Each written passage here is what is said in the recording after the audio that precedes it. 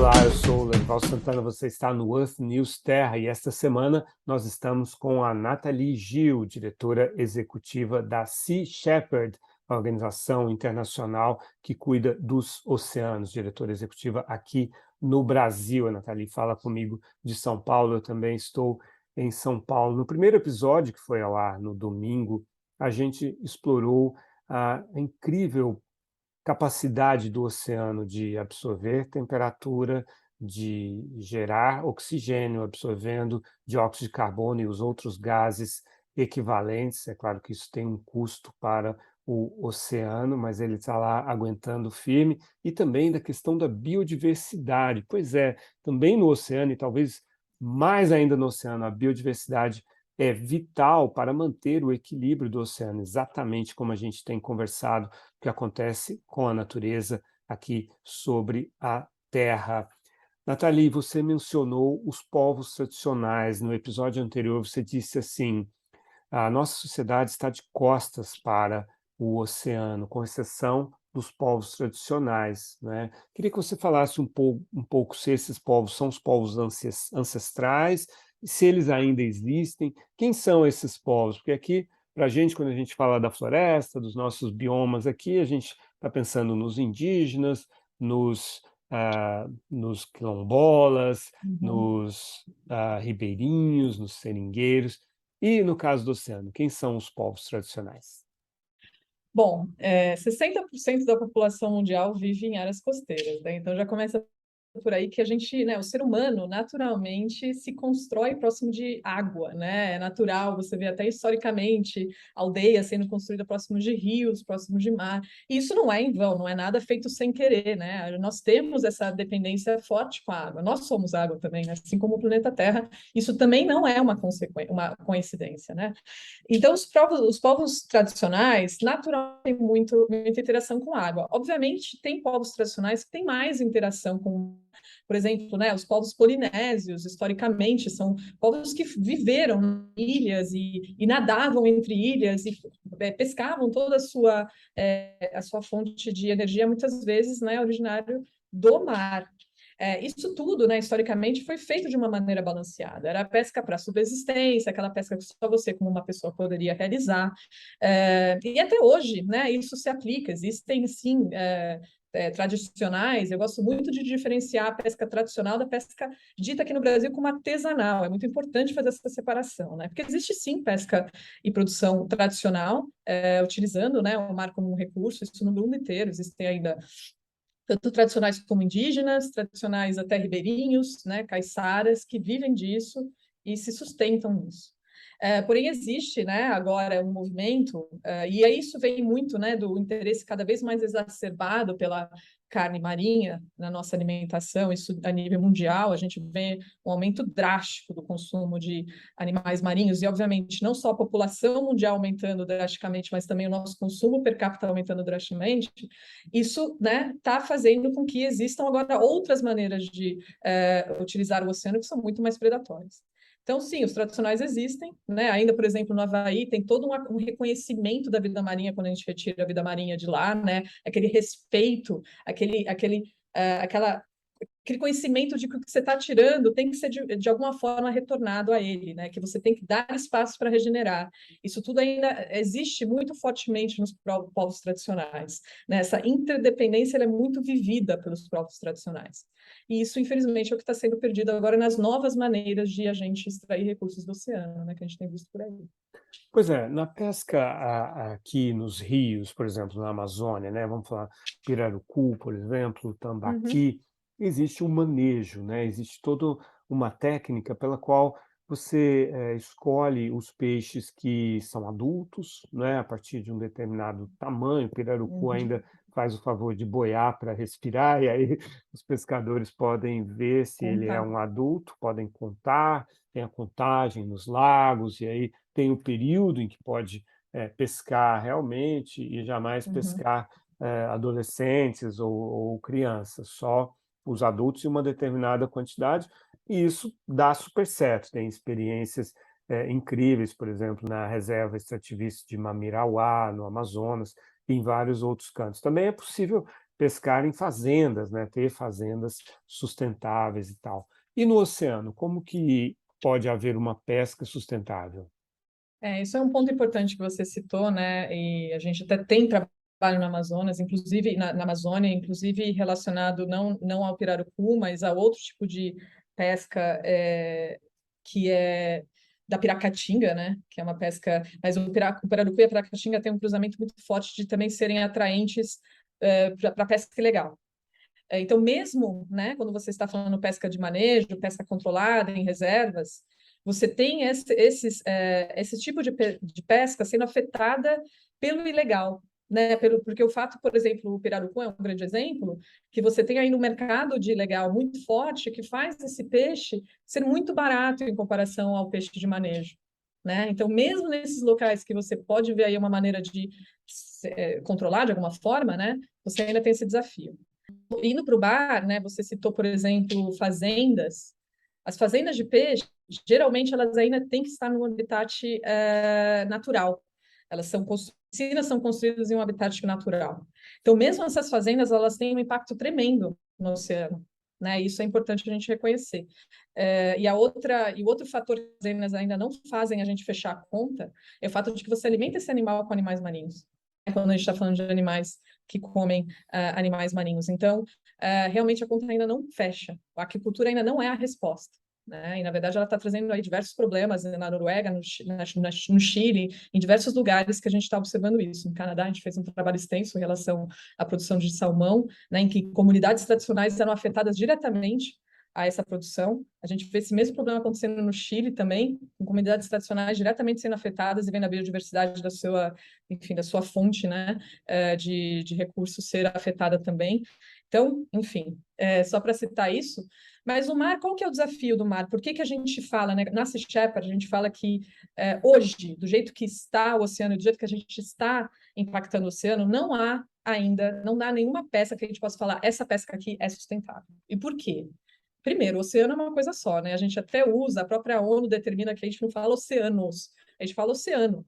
Né? Se você colocar o oceano no mapa, esticar um mapa em 2D, você vai ver que é uma grande pangeia, que é tudo interligado.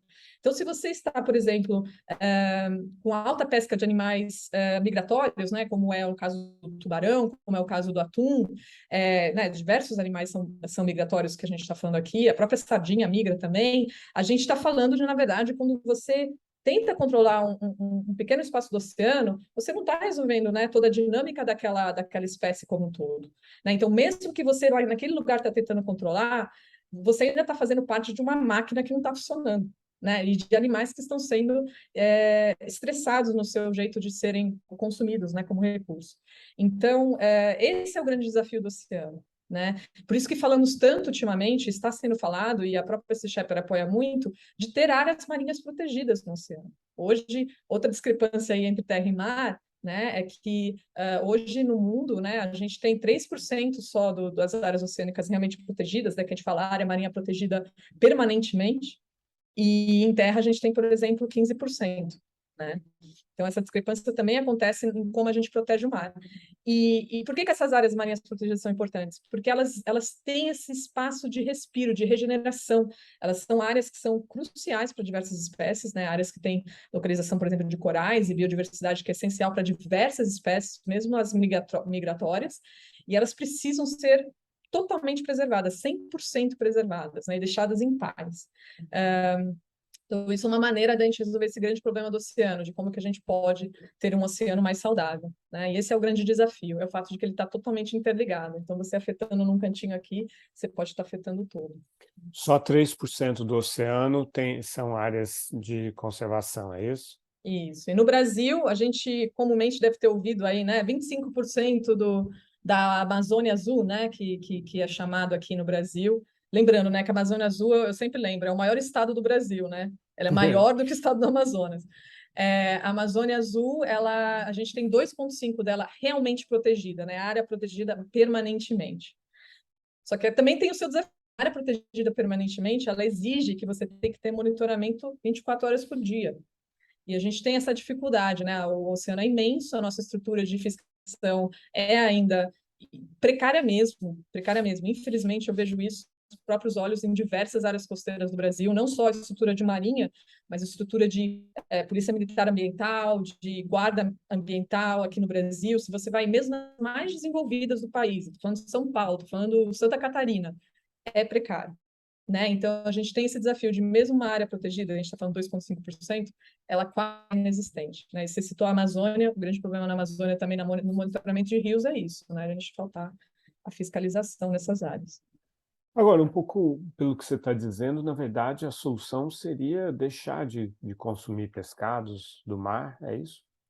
Olha, o que a gente fala, né, falando no público, para o público em geral, e eu sempre lembro as pessoas, né, que as pessoas geralmente falam assim, mas vai ser difícil cortar o meu sushi, vai ser muito difícil eu deixar de comer comida japonesa, né? Mas o que eu lembro às pessoas primeiro, né, o Brasil, há não muito pouco tempo atrás, por volta de 15 anos atrás, consumia 6 quilos de animais marinhos por pessoa. Lembrando que tem essa dissonância, né? Que tem pessoas, por exemplo, no norte do país que consomem muito mais peixe e pessoas no sul, sudeste que nem comiam peixe.